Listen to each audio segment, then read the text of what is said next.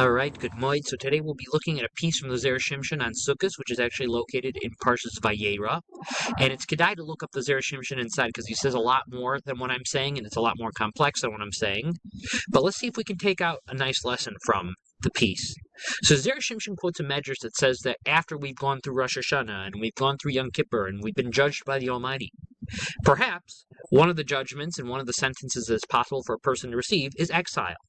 So in order to fulfill the sentence of exile, all Jewish people leave their houses and sit in the huts, like what I'm in right now, the sukkah.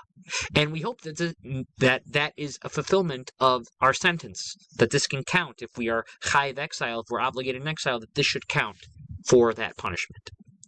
Now, at face value, this doesn't sound like the happiest reason for the holiday of Sukkot that I've ever heard in my entire life. And what connection does sitting in a sukkah have with more than just a person's personal exile that they might have been sentenced to on Rosh Hashanah and Yom Kippur, but the overall idea of exile that the Jewish people are in? So the Zera Shimshon says that we all know that the Jews were supposed to be in exile as stated in the Chumash for some 400 plus years.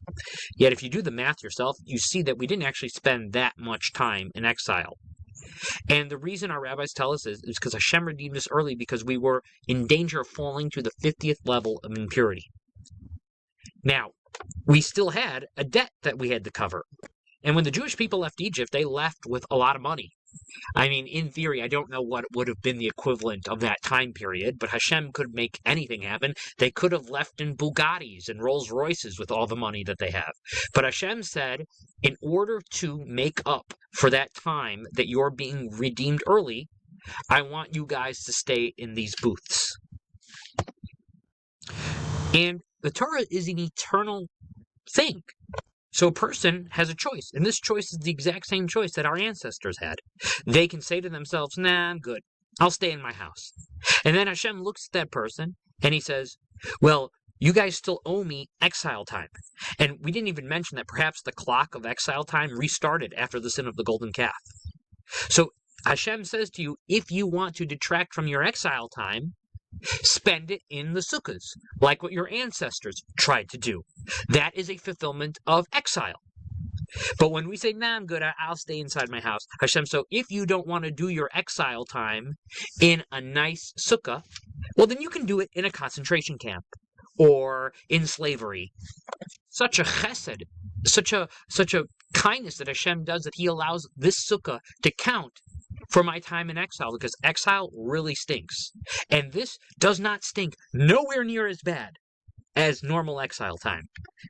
Just hammer that through our heads. Every single second that we choose to spend in the sukkah, we are detracting from the amount of time the Jewish people have to spend in exile, which could mean the opposite is also true, that if a person says, you know what, I'm going to decide to eat my meal inside or take that phone call inside, right? Well, they're literally, in a way, adding to that time, or at least not subtracting from the time that the Jewish people are meant to be in exile. And they end up being in pain because of that, and bad things happen. And the Zera Shimshon says that there's a law of sukkah. For example, we have a law that says that a sukkah cannot be higher than 20 amos, which is about 30 feet, something like that. And the Gemara says the reason for this is that there's a rule that a sukkah must be a dir sarai. It has to be a temporary dwelling, and not a diras keva, not a permanent dwelling. So if the whole idea of leaving my house and sitting in the sukkah is to fulfill a sentence of exile I might have gotten, well, what does Hashem care if my sukkah is a diras harai, a diras keva? So if at the end of the day I left my house, who cares if it's a temporary dwelling or if it's a permanent dwelling? But based on what we just said, we can understand why Hashem wants the sukkah to be specifically a temporary dwelling.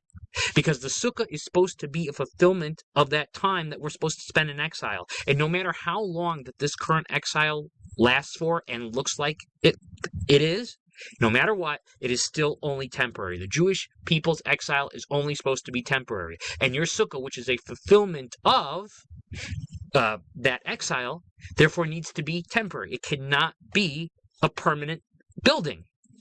So may we merit by sitting in our sukkahs to lessen the exile and have a great rest of the holiday.